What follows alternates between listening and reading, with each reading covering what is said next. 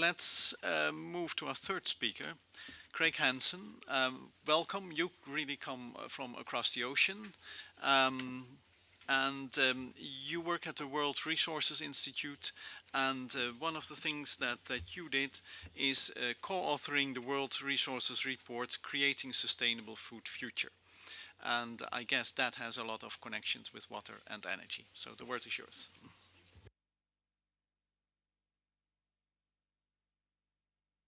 Thank you very much for the kind introduction. Thank you for inviting me to speak, and good morning to all of you. As mentioned, I'm Craig Hanson. I'm Vice President overseeing food, forest, water, and the ocean at the World Resources Institute. It's a busy day I have with that spectrum there. I'm here to talk about, set a bit of context in this discussion. Some of this you probably already know, and some of it I know is new. And it really kind of sets back to the headline for this whole session around the nexus issues as it particularly relates to a sustainable food future. And that's where I'd like to begin. About 6 months ago, WRI, along with the World Bank, UN Environment, United Nations Development Program, and then 2 French agriculture research agencies, INRA and CIRCAD, published a report called Creating a Sustainable Food Future, which really seeks to answer the question you see there on the screen.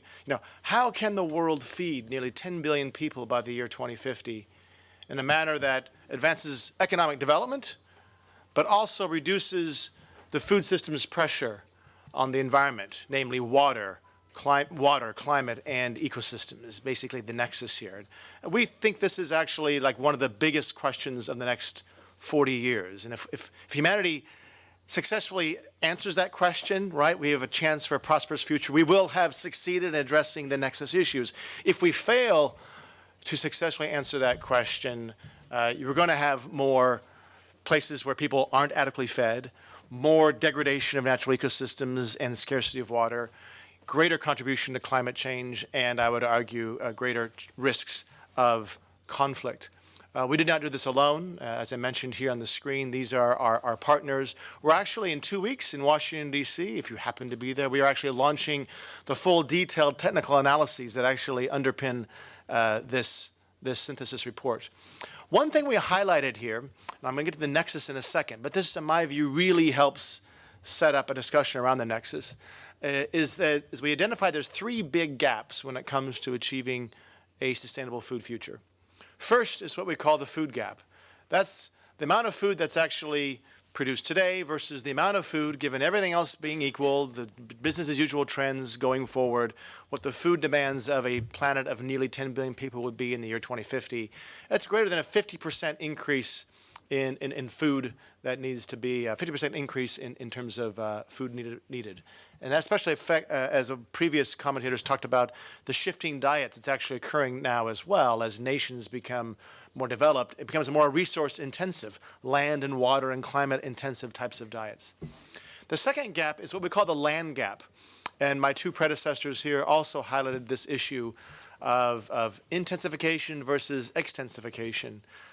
Current models show that if we continue with business as usual, continuing with the current pace of yield growth, et cetera, we're going to need somewhere almost like 600 million more hectares of land converted into agriculture. These are natural ecosystems, tropical forests, tropical savannas in particular.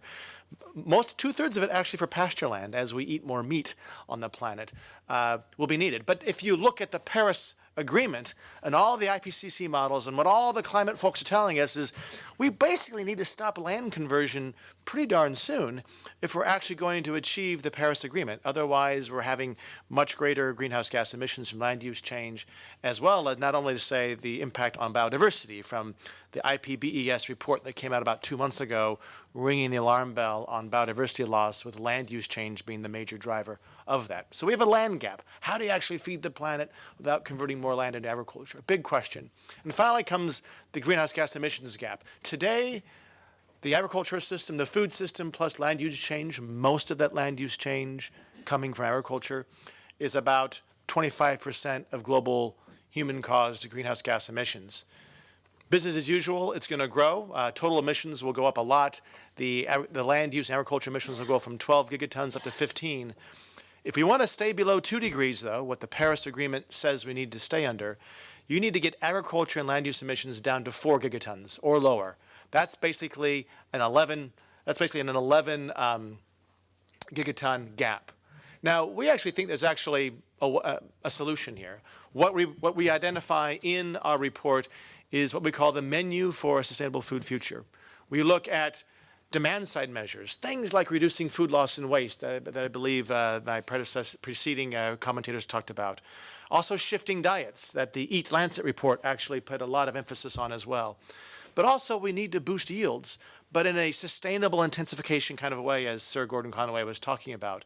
You know, boosting yields, increasing crop yields, increasing even livestock yields, which I would argue livestock is one of the overlooked elements of the food system. How do you get more meat and milk per existing hectare from livestock that we have? Then also there's the greenhouse gas emissions that are remnant. No matter, whatever happens in terms of the cattle population, cows still emit methane. So how do you actually reduce that methane? Rice still emits methane. How do you reduce the emissions from rice? Fertilizer, the unused fertilizer applied to fields releases nitrous oxides. How can we increase the nitrogen utilization efficiency of the agricultural system? And then finally, there's the restoration agenda that's needed to actually bring us below. This is what we call the menu for a sustainable food future. And embedded in this menu are a host of nexus issues on land, on energy, on water. And just let me highlight a few of those for you. And we need to address these issues if we're going to be successful in this vision for 2020. This is 2050. This chart looks easy. It's actually really hard. Each one of those require a colossal amount of effort from the public sector, the private sector, and everyone from farmers to consumers to play their role. First is the food and land nexus, right? One thing we've identified in our analysis is that the world is amidst a race for land. Right? Yeah. If we don't boost yields, if we don't shift demand, the current trends show that you can have a 56% increase in crop demand between 2010 and 2050, 68% increase in meat and dairy, even higher for beef and lamb. Therefore, a 200 million hectare projected increase in cropland, demand for cropland, and 400 million hectares for grazing land that you saw on my slide before. But at the same time, demand for timber products is going up. Right? Will we need 250 million hectares more of a land for timber plantations? There's expansion, more than 100 million hectares in projected demand in terms of urban areas. A lot of that urban growth is on flat, good agricultural land, currently on the margins of urban areas in the global south. As those cities grow into those areas, it actually takes good agricultural land out of production, thereby putting greater pressure on agricultural expansion elsewhere. So there is a race for land on the planet. This land and food nexus is central. Secondly, as the first speaker talked a lot about, there's this food-water nexus issue. Withdrawals, anywhere from 70 to 85% of global water withdrawals are for water. And then if you look at where water is actually being used for agriculture, a lot of it is already in water-stressed areas. WRI's work with our global mapping and monitoring of global water stress called Aqueduct, what we find is that 28% of all cropland is already in highly water-stressed areas. If you look at the irrigated areas, it's about 56% of irrigated cropland is in already water-stressed areas. So there is this water-food nexus issue that the first speaker went into a lot more detail than I'm doing here on this. And Gordon Conway talked a lot about actually ways to actually address that. There's also, though, the food and energy nexus. If you look at, this is a chart on the left-hand side, this is global greenhouse gas emissions in the year 2010, about 49 gigatons. About 13% of global emissions come from agriculture directly, another 11% from land use change. But of that portion from agriculture production, about 17%, so about 2% of global greenhouse gas emissions is energy used, emissions from energy used to produce food, right? This is the tractors and energy used to make nitrogen fertilizer, et cetera. And so there is a food energy nexus issue to be addressed as well, especially when it comes to the climate change challenge. There's also the land energy nexus.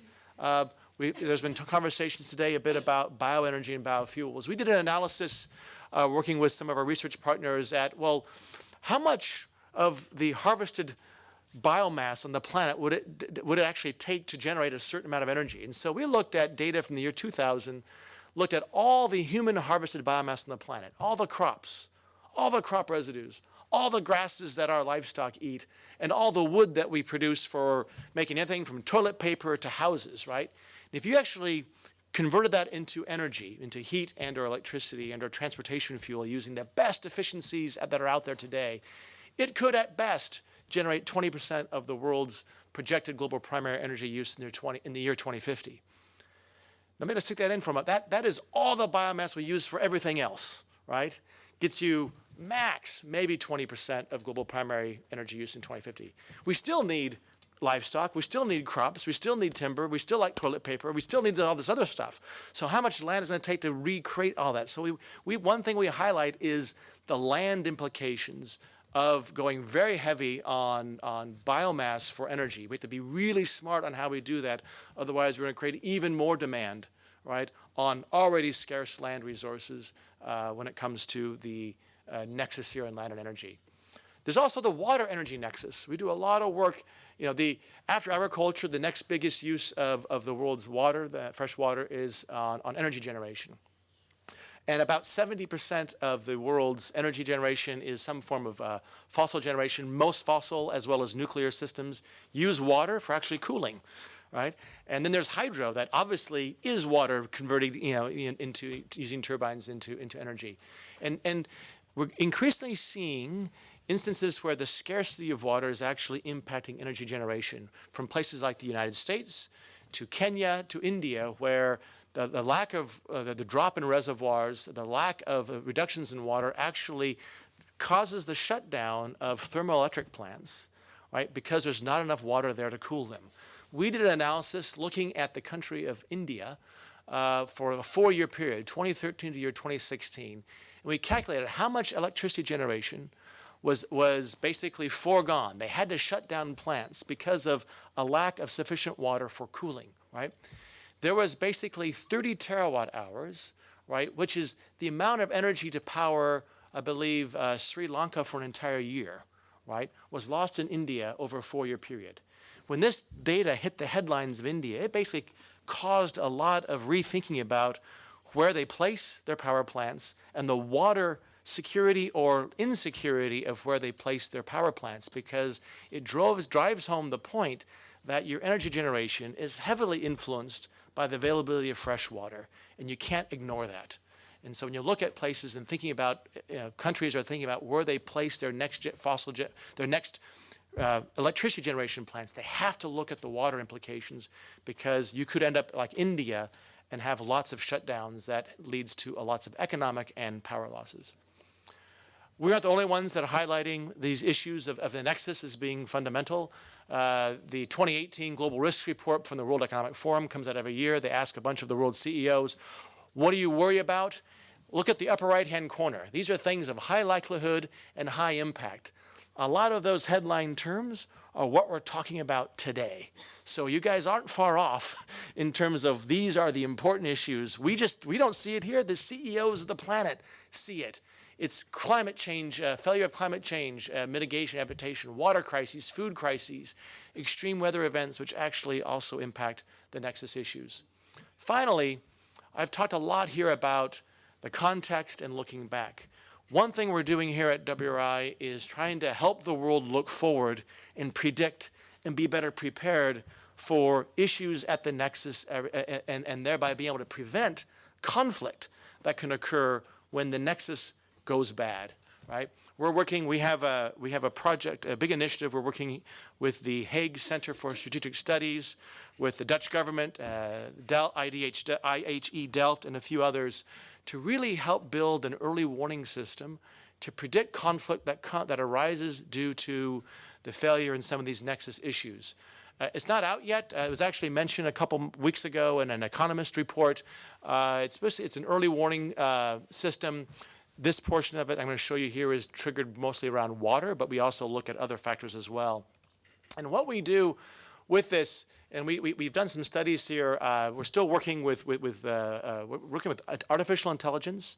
We're ingesting big data, lots of data. This is data on precipitation, data on crop production, data on reservoir extraction, population movement, social issues, the level of religious or ethnic tension already in the area, demographic movements. We're looking at evapotranspiration. We're crunching a lot of data, and then trying to see to what degree can we predict the outbreak of conflicts, right, around natural resources. We've done a number of pilot tests. This one here we did in Mali. We're at about 85% accuracy. What we're missing is false negatives, meaning that we didn't pick up stuff that actually happened, but we did have a pretty good hit rate on picking up stuff that actually did happen using our algorithm. We're still working with it. We want to get to 95% or above accuracy. We have about another year's worth of work on this one, working with folks working on basically the artificial intelligence, and we're playing with the data input. And the beauty of this, one thing that's unique about this, is we're not looking at conflict predicting it 5 years or 10 years from now, right? We're looking at within 12 months and at the county level, right? The sub-provincial county or district level within any country. So we're going pretty high resolution, quite near term, within 12 months conflict resolution. We think that there's a future in this. We're big believers in technology, like Gordon Conway. We believe that there's a future in artificial intelligence to be able to, we're not scared of it. We think actually we can harness it. And the game is to figure out with enough data inputs at high resolution, right, we can get pretty close to providing that early warning system for conflict at the nexus, which fundamentally will be important for addressing the sustainable food future. So with that, thank you very much.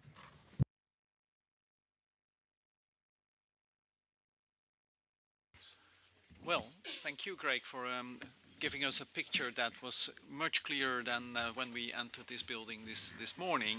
Unfortunately, not all is rosy, but you also gave us a menu, and the menu of a number of solutions around technological changes and around pathways of addressing some of these challenges. And I guess that is one of the issues that we have to heed. Your menu was a little bit in fine print, but I'm sure that your report is showing it a bit bigger, yes.